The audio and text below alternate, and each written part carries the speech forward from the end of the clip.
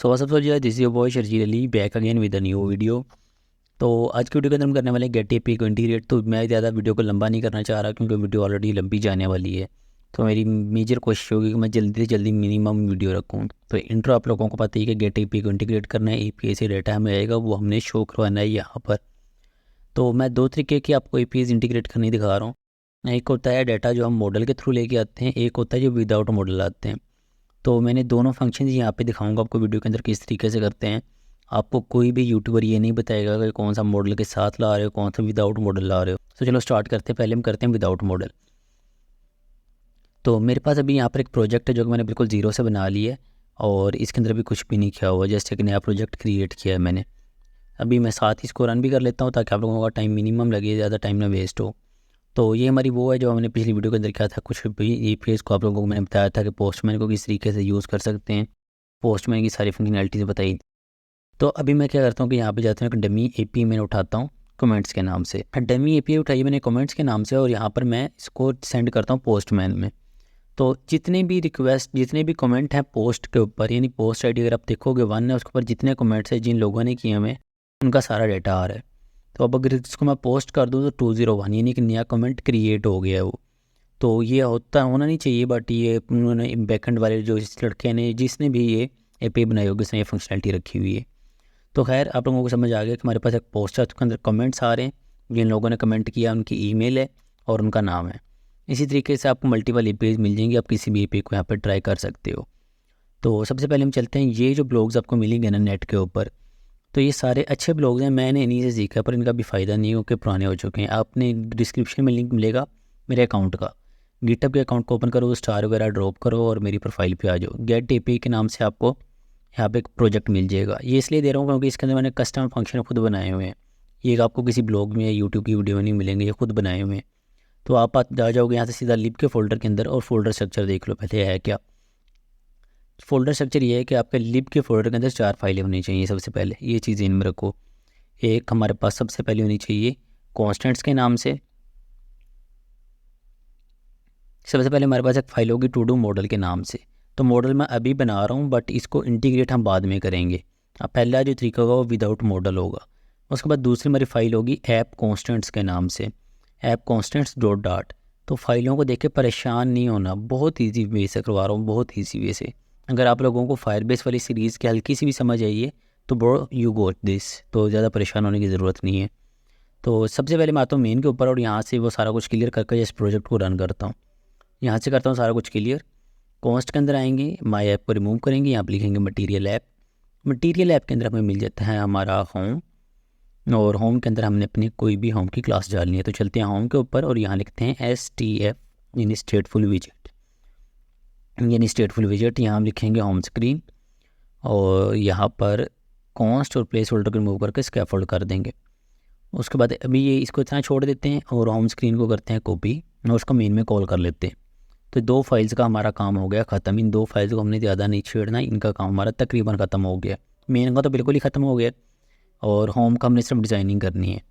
यहाँ से लाइब्रेरी को इंपोर्ट कर लेंगे होम स्क्रीन को, बाकी डन है। उसके बाद ऐप को 2-3 बार होट रीस्टार्ट कर लेना।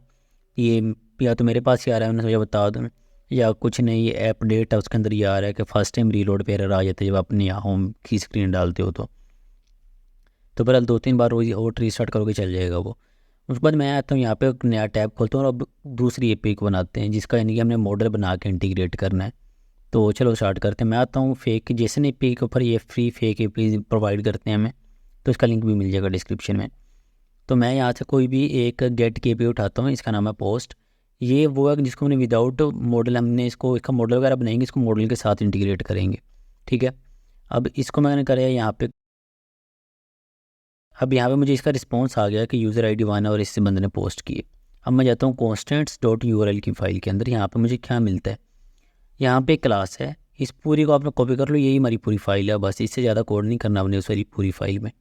उसको कॉपी किया और मैं आ गया ऐप कॉन्स्टेंट्स की फ़ाइल के अंदर और यहाँ ला पेस्ट कर दिया। क्लास का नाम आप कोई भी रख सकते हो और उसके वेरिएबल को आपने स्टैटिक करना ज़रूरी है, स्टैटिक स्ट्रिंग टू डू।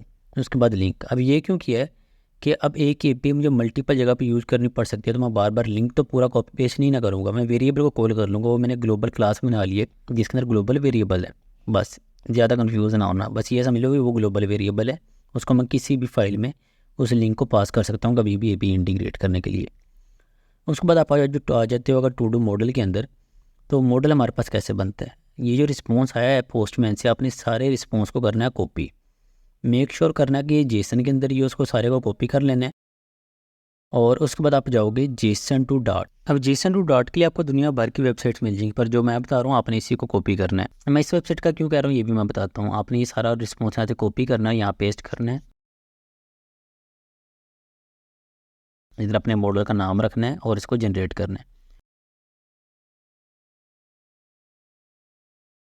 तो ये नीचे आपको मैप स्ट्रिंग डायनामिक वाला कोड नज़र आ रहा है ना, ये कोई भी वेबसाइट प्रोवाइड नहीं करती, ये सिर्फ यही लोग कर रहे हैं। तो ये ऑटोमेटेड उन्होंने ऑलरेडी कर दिया, पहले मैनुअल करना पड़ता था। उसके बाद आपने जैसे को कॉपी करना है और आ जाना है अपना मॉडलिंग की वाली फाइल के अंदर, और मॉडल के अंदर ये सारा पेस्ट कर देना है। जस्ट मॉडल वाला काम हमारा बिल्कुल ख़त्म हो गया, मॉडल को अब नहीं छेड़ना आपने, ये फाइल भी कंप्लीट। अब हमने आना है अपनी होम स्क्रीन के ऊपर। अब सारी फाइल्स हो गई हैं, सिर्फ होम रहेगी अब हमारी। तो यहाँ पे मैं जल्दी जल्दी एक बेसिक यूआई बना लेता हूँ ताकि आप लोगों को देखने में कुछ अच्छा लगे। और उसके बाद हम बॉडी के अंदर लेते हैं एक एलिवेटेड बटन। एलिवेटेड बटन क्या करेगा, ये ऑन क्लिक के ऊपर हमें रिस्पॉन्स ला के देगा रे से। तो मैं ज़्यादा डीप नहीं जाऊँगा, मुझे पता है ऑलरेडी काफ़ी यूट्यूबर्स हैं जिन्होंने काफ़ी अच्छे तरीके से समझाया है। पर मेरा मानना ये है कि आप लोग बिगिनर्स हो, आपको जितना कम बताया जाए उतना अच्छा है। बाकी चीज़ें आप वक्त के साथ खुद सीखोगे। अगर मैं आपको पहले बताना शुरू कर दूँगा आपको लगेगा बहुत कोई कम्प्लेक्स चीज़ है, बहुत कोई बड़ी चीज़ है, तो लोग कन्फ्यूज़ हो जाते हैं। मैं भी हो गया था। तो मेरे ख्याल से एक बर्तन के अंदर जितनी कैपेसिटी है उसमें उतना ही पानी डालें तो बेहतर है, वरना बाकी तो ओवरफ्लो ही होना है। तो मैं जितना लोगों को ज़रूरत है उतना ही बताऊँगा। आपने होम स्क्रीन पे आना है और मेरी मानो तो ये वाला पूरा फंक्शन कॉपी करके रख लेना। यहाँ से अपनी फ्यूचर वाला पूरा फंक्शन कॉपी कर लें और नीचे तक जाना है क्लास के ऊपर तक की ब्रैकेट तक, यहाँ तक सारा कॉपी करना है और होम स्क्रीन में ला के पेस्ट करना है जस्ट। तो आप ये जैसे ही यहाँ पे ला के पेस्ट करोगे उसके बाद आपको यहाँ पे कुछ एरर्स आ रहे होंगे, ओबियसली आपने वो पैकेजेस इंपोर्ट करने हैं। और उसके लिए हमें क्या करना पड़ेगा, एक पैकेज ऐड करना पड़ेगा HTTP के नाम से, जहाँ कहाँ से मिलेगा वो pop.dev से। अब HTTP क्या है कि इंटरनल लेवल पर अगर आप जा रहे हो तो क्वेश्चन हो जाता है। ये कुछ पैकेजेस हैं जो हमें API इंटीग्रेट करने में हेल्प करते हैं। लाजमी नहीं हम HTTP यूज़ करें, मल्टीपल हैं, हम अपनी कंडीशन के हिसाब से यूज़ कर सकते हैं। HTTP, DO, चॉपर, मल्टीपल्स हैं, लेकिन जो सबसे ज़्यादा फेमस है वो सबसे ज़्यादा जो फेमस है वो HTTP है, सेकंड नंबर पे DO है, थर्ड पे चॉपर है। तो मोस्ट यूज़फुल जो है वो हम अभी तक HTTP है।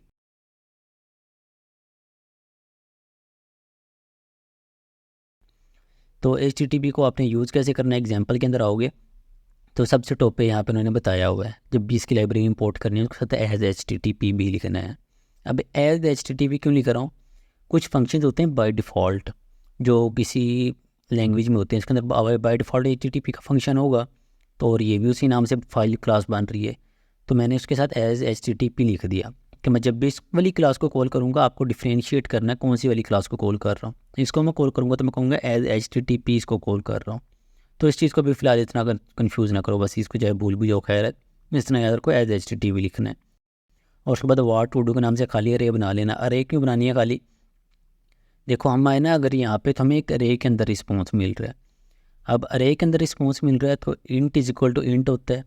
स्ट्रिंग को आप इंटीजर के इक्वल नहीं कर सकते, आप इंटीजर को स्ट्रिंग के इक्वल नहीं कर सकते। मैं ये नहीं ना कह सकता 2 is equal to India, 2 is equal to Pakistan. अब 2 मैं कह रहा हूँ कि पाकिस्तान और 2 दोनों एक बात है, ये दोनों एक बात नहीं है, एक वर्ड है और एक इंटीजर है। इस तरह अरे को अरे में ही स्टोर करवाया जाता है, इसलिए खाली अरे बना लिया ताकि जब हमें खाली अरे आएगी वो हम इस वाली अरे के अंदर स्टोर करवा देंगे। अब मैं आपको समझाता हूँ कोड में हो क्या रहा है। सबसे पहले फंक्शन है वो स्टार्ट होता है और उसको हम कहते हैं कि आपको वो ऐप URL मिलेगा, आपने इसको URI पार्ट्स कर देने। वो कोई API URL कहाँ से मिलेगा, API URL मैं आपको एज ए पैरामीटर दूंगा जब भी API को कॉल करूँगा कि कौन सी API हिट करनी है। उसका आपको एक आएगा रिस्पॉन्स, आपने उस रिस्पॉन्स को क्या करना, उसको URL नाम के वेरिएबल में स्टोर करवा देना और उस URL को आपने http.getURL में भेज देना है। अब .get जो है ना, अब हम यहाँ पे get की API लगा रहे हैं इसलिए http.get लिखा है, पोस्ट की API थी .post लिखते, बाकी सारा सेम रहता है उसमें भी। और उसका जो आंसर आएगा वो हमने रिस्पॉन्स में रख लेना है और रिस्पॉन्स को प्रिंट करवा के देख लेना सही चल रहा है। उसके बाद हमने कंडीशन लगाई है इफ़ स्टेटस को double equal to 0, status code क्या क्या है, ये बिल्ट इन फंक्शन होता है। जब API रिस्पॉन्स करती है वो स्टेटस कोड लेके आती है, इसका मतलब है कि API सही हिट हुई है। अगर मैं इसको यहाँ पे चेंज कर दूँ API URL को, तो आप यहाँ पे देखोगे 404 नोट फाउंड, तो कोड चेंज हो गया। इस तरह आप हर कोड के लिए कंडीशन भी लगा सकते हो, बट मैं 200 की लगा रहा हूँ भी कि अगर API का रिस्पॉन्स सही आता है तो आपने रिस्पॉन्स के साथ क्या करना है। मैंने उनसे कहा अगर आपको रिस्पॉन्स सही आता है तो आपने क्या करना है, रिस्पॉन्स डॉट बॉडी उसको जेसन से डिकोड करना है। आपको जेसन में रिस्पॉन्स आएगा और उसको डिकोड करना है रिस्पॉन्स की बॉडी को सिर्फ, और उसको जेसन डाटा में स्टोर करवा दो। बॉडी मैंने क्यों कहा, क्योंकि जेसन में मुझे रिस्पॉन्स में ये कोड भी आ रहा है, उसका टाइम भी आ रहा है, उसकी फाइल साइज़ भी आ रहा है, सब कुछ आ रहा है, पर बॉडी का मतलब है सिर्फ जो रिस्पॉन्स आ रहा है, जो अरे आ रही है। तो इससे मैंने सिर्फ रिस्पॉन्स डॉट बॉडी को कन्वर्ट करना है। और मॉडल बनाने से पहले मेक श्योर यहाँ पे जेसन ही हो आपका। अब उसके बाद मैंने इसको डिकोड करके एक वेरिएबल में स्टोर करवा लिया। अब मैंने इसको कहा अगर ये ऑलरेडी लिस्ट है, यानी कि ऑलरेडी अरे में डाटा आया, इफ़ जेसन डाटा इज़ अरे इज़ लिस्ट, तो उसको आप सिंपली टू डू लिस्ट में स्टोर करवा दो। और अगर नहीं है तो भाई फिर थोड़ा समस्या है। L D JSON data dot contain keys to do, और to do is equal to JSON data, और उसकी एक एक की को 1 बाय 1 हम लिस्ट बनाएंगे डायनेमिकली। अगर आपके पास वो लिस्ट में डाटा नहीं आ रहा तो आपने क्या करना है, आपने उसकी सारी कीज़ को 1 बाय 1 मैप करना है डायनामिकली, और उनको एज ए लिस्ट लेना है आपने। और जब ये जो एज ए लिस्ट मैंने लिखा है ना इसके अंदर, इसका मतलब है एज लिस्ट का मतलब है कि आपने इसको डॉट टू स्ट्रिंग जिस तरह करते हैं ना हम इसको, हमने इसी तरह इसको डॉट टू लिस्ट कर दिया, टू हमने इसको अरे में कन्वर्ट कर दिया। अब तो मैंने इसको कहा कि अगर वो ऑलरेडी अरे है तो ठीक है, उसको टू डू की जो खाली अरे है उसके अंदर स्टोर करवा दो। और अगर वो नहीं अरे तो आप उसकी सारी कीज़ को 1 बाय 1 मैप करो और उसको लिस्ट में कन्वर्ट करो, और फिर उसको टू डू की अरे में स्टोर करवा दो। तो हमें इसी तरह के 2 रिस्पॉन्स आते हैं, इससे चेंज या रिस्पॉन्स में नहीं आते होते किसी भी API के अंदर। तो अब आपने आना है एलिवेटेड बटन के ऑन प्रेस के ऊपर, और यहाँ पे हम करेंगे सिंपल फंक्शन को कॉल। आपने यहाँ पे आना है और फंक्शन का नाम क्या था इसको देख लेना है, गेट डाटा फ्रॉम API, ये हमारे फंक्शन का नाम था। आप कोई भी नाम रख सकते हो।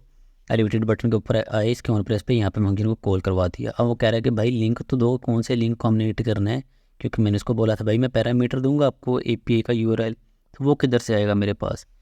तो वो मैं इसको बताऊंगा कि भाई आप जाओ ऐप कॉन्स्टेंट की फ़ाइल के अंदर, और वहाँ आपको ये वाला लिंक मिलेगा। अगर आप चाहो तो ये लिंक पूरा कॉपी करो और यहाँ पे डायरेक्ट भी डाल सकते हो, API URL की जगह पे इन्वर्टेड कॉमास में यहाँ पे डायरेक्ट भी डाल सकते हो, और कॉन्स्टेंट की फाइल वगैरह कुछ भी ना बनाओ और इसको यहाँ से रिमूव कर दो, आपका ही चल जाएगा। पर मैं आपको प्रोफेशनल लिख के चल रहा हूँ। तो API URL हमने पैरामीटर पास करना है। तो अब मैं यहाँ से API लिंक्स यहाँ से कॉपी करता हूँ क्लास का नाम, और ऑन प्रेस का जो हमने पैरामीटर जहाँ पे पास करना है मैं वहाँ पे इसको लिखता हूँ। तो इसका मतलब क्या है, मैंने कहा गेट डाटा फ्रॉम API का फंक्शन चलाओ और उसको एक पैरामीटर भी चाहिए तुम कह रहे हो, तो वो आपको कहाँ से मिलेगा। मैंने कहा API लिंक्स के नाम से क्लास फाइंड करो, पूरे प्रोजेक्ट में कहाँ पे है वो ढूंढ लेगा। फिर मैं उसको कहूँगा उस क्लास के अंदर जो है, डॉट का मतलब है इसके अंदर ये एक पॉइंटर है, तो मैंने कहा इस क्लास के अंदर आपको टू डू के नाम से एक वेरिएबल मिलेगा। अब वो जाएगा एक क्लास के अंदर, देखेगा हाँ यहाँ पे टू डू के नाम से वेरिएबल तो है, वो इस वेरिएबल को आगे इस फंक्शन में भेज देगा खुद ही एज ए पैरामीटर। तो बस इतना सा काम था, हमारी API का लिंक चला गया हमारे फंक्शन के अंदर। तो अब इसके बाद वो सारा प्रोसेस रिपीट होगा, सारा कुछ रिस्पॉन्स आएगा, वो अरे में कन्वर्ट होकर स्टोर हो जाएगा। अब उसको स्टोर कैसे करवाना है, शो कैसे करवाना है, अब उसको शो हम चीज़ों को कैसे करवाते हैं। अगर मेरे पास टेक्स्ट एक स्ट्रिंग है तो मैं टेक्स्ट विजेट लूँगा, सिंपल शो करवा लूँगा। मेरे पास 2-3 स्ट्रिंग्स हैं तो मैं एक लिस्ट ही ले लूँगा, टाइटल सब टाइटल शो करवा दूँगा। पर ये मेरे पास अरे आ रही है, अरे को हम व्यू में कैसे शो करवाते हैं, लिस्ट व्यू बिल्डर के थ्रू।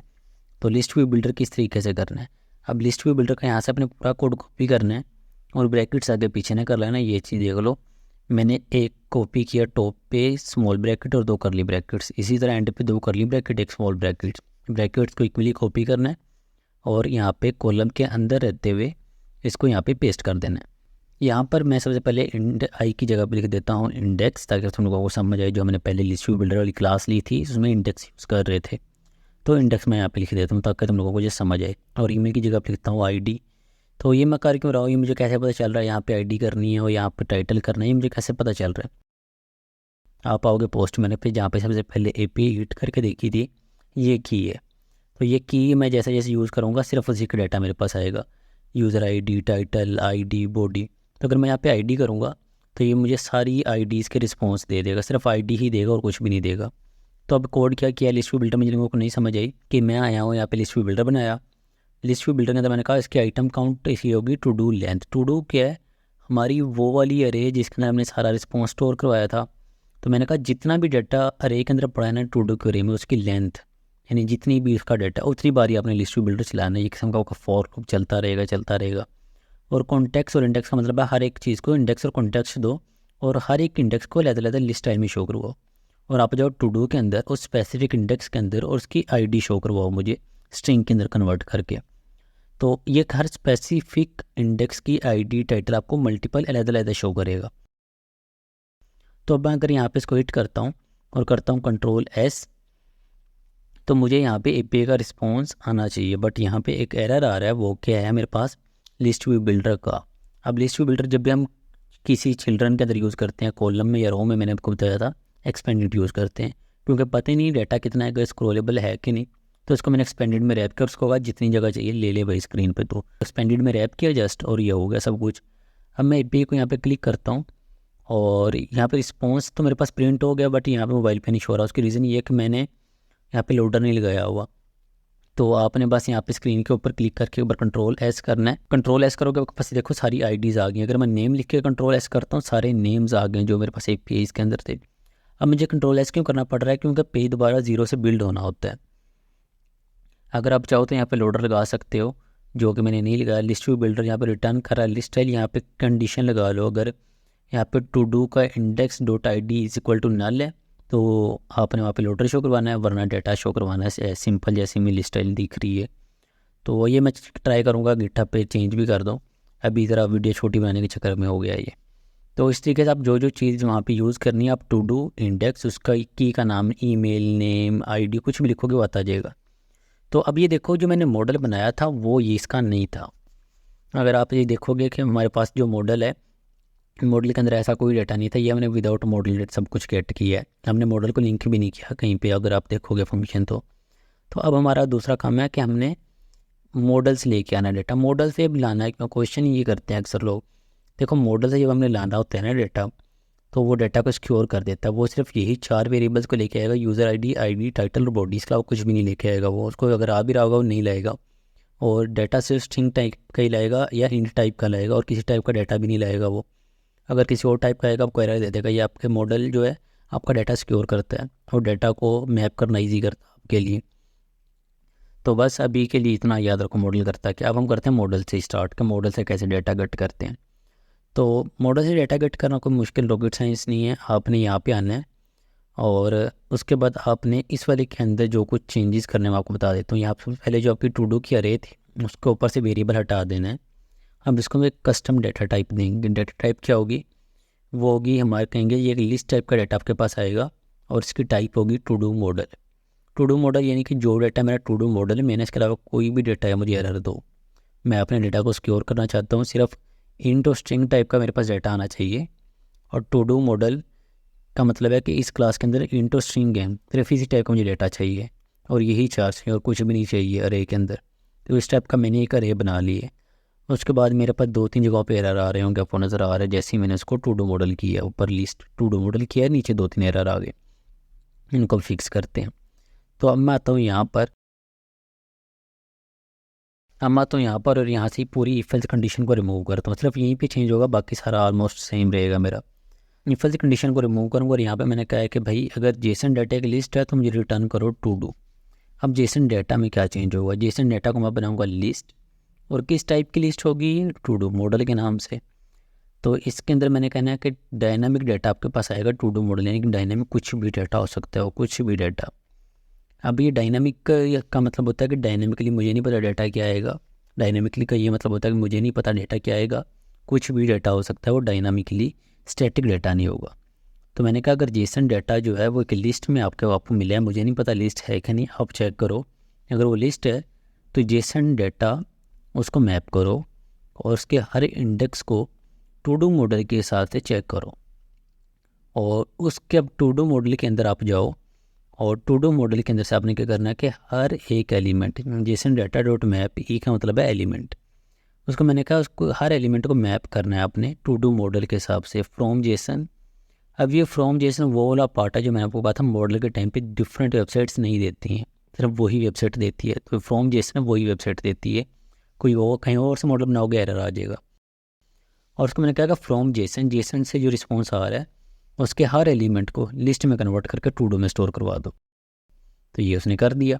अब देखो मुझे नीचे एरर भी आ रहा है, वो कह रहा है कि भाई ये वाली कीज़ तो मुझे मिल ही नहीं रही, आपने मॉडल के अंदर ये वाली कीज़ का तो खाई नहीं, ये भी आएंगी। तो अब मैं क्या करूँ, ना वहाँ पे ईमेल है, ना मेरे पास नेम है, ना ईमेल है। तो मैं इनको यहाँ से रिमूव करता हूँ और यहाँ पे लिखता हूँ dot ID, user ID, title और बॉडी। देखो मुझे उसने सिर्फ 4 सजेशन दी हैं, अब पहले सजेशन भी नहीं था दे रहा। यहाँ मॉडल गया तो सिर्फ मॉडल वाली 4 सजेशन दी हैं। तो ये होता फ़ायदा मॉडल का, आप दोनों में से कोई भी चीज़ ट्राई कर सकते हो। मैं आपको सजेस्ट करूँगा आप मॉडल वाला फंक्शन एक बार खुद बनाओ, देख के बनाओ, ज़बानी ना बनाओ, देख के करो इन चीज़ों को, और उसके बाद इन चीज़ों को जैसे समझो कि वर्किंग हो कैसे रही है। और इसके बाद हम इसी तरीके से करेंगे यहाँ पर ID डॉट टू स्ट्रिंग। तो अभी ये मेरे पास एक एरर दे रहा है, तो अभी मुझे एरर दे रहा है कि लिस्ट डायनामिक आपने कहा है कि रिटर्न करनी है, और आप तो कह रहे हो कोई लिस्ट टू डू मॉडल को वहाँ पे रिटर्न कर दो। ऐसे मैं नहीं करूँगा, वो कह रहा है। तो मैं क्या करता हूँ, जो कंडीशन लगाई है लिस्ट डायनामिक की फ्यूचर के साथ, उसको रिमूव ही कर देता हूँ। फ्यूचर लिस्ट डायनामिक का मतलब है कि आपने लिस्ट डायनामिक टाइप की एक लिस्ट वहाँ से रिटर्न करनी है। वो कह रहा है कि भाई तुम कह रहे हो डायनामिक टाइप की लिस्ट रिटर्न करो और तुम रिटर्न करवा रहे हो टू डू मॉडल, ऐसे मैं नहीं करता। तो मैं यहाँ पे वॉइड कर देता हूँ, या बल्कि यहाँ से कोई भी टाइप लगाते ही नहीं हूँ, कोई रिस्ट्रिक्शन लगाते ही नहीं हूँ, मगर उससे कहा किसी भी टाइप का डाटा आएगा, किसी भी टाइप का रिटर्न होगा, तो अब ये चल जाना चाहिए। तो मैं करता हूँ यहाँ से ऑट रिस्टार्ट। ये बेसिक ऊप है, इसको देख के ज़्यादा कन्फ्यूज़न होना, बहुत बेसिक ऊप है ये तो। अगर आप कहोगे तो ऊप की मैं कंप्लीट वीडियो बना दूंगा जितनी फ्लटर आने के लिए ज़रूरी है। तो अब देखो यहाँ पे मेरे पास जो आईडीज़ हैं वो आ गई हैं। दूसरी चीज़ नल आ रही है। नल क्यों आ रही है, क्योंकि भाई वो वाला टाइटल या वो वाली की होगी ही नहीं हमारे पास। अब मैं टाइटल को जाके देखूँ तो मॉडल के अंदर टाइटल है, बट एपीआई या तो फिर ये वाली नहीं होगी। हाँ बिल्कुल, एपीआई ये वाली नहीं है, एपीआई तो हमारी वो वाली चल रही है जिसे हमने विदाउट मॉडल गेट की थी। आईडी इसलिए आ गई क्योंकि आईडी तो हर जगह पे होती है, डेटाबेस में हर चीज़ की एक आईडी होती है, वो वाली आईडी बोली है। तो मैं इसी की कॉपी पेस्ट करता हूँ ऐप कॉन्स्टेंट्स को, और इस वाली आईडी को करता हूँ कॉपी, जिसका हमने मॉडल बनाया था, आपको अगर याद हो, कॉपी किया। और ये वाली एपीआई हमारी मॉडल के साथ वाली, इसको मैंने किया यहाँ पे पेस्ट। और इसका वेरिएबल भी चेंज करेंगे, तो इसका मैं नाम रख देता हूँ पोस्ट टू पोस्ट। यहाँ पे इसका नाम रख लेते हैं पोस्ट।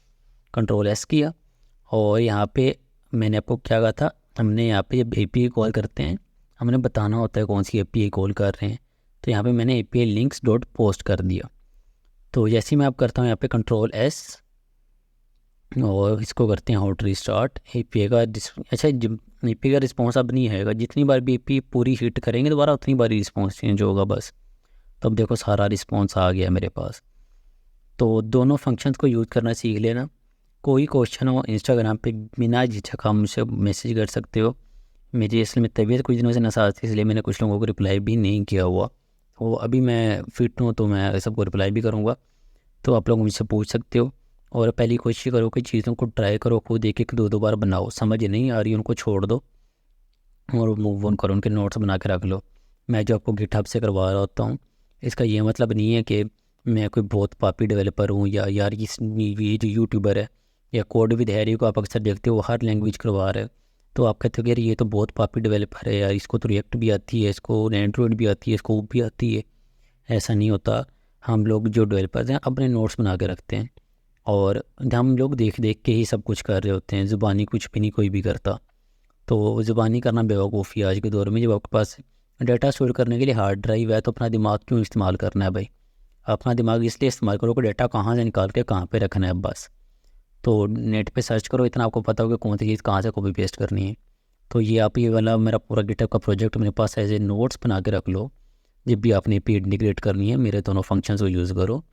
और ये मॉडल वाला फंक्शन आपको यहीं मिल जाएगा, और विदाउट मॉडल वाला मैं कमेंट कर दूंगा नीचे, तो आपको गिटहब से मिल जाएगा। तो होपफुली आपको लोगों को समझ आई होगी, ना समझ आई कमेंट्स करके बोलिए ना, इंस्टा पे पहुंच लेना, मैं बता दूंगा। मिलती है नेक्स्ट वीडियो में, सब्सक्राइब करना मत भूलना। तब तक के लिए बाय।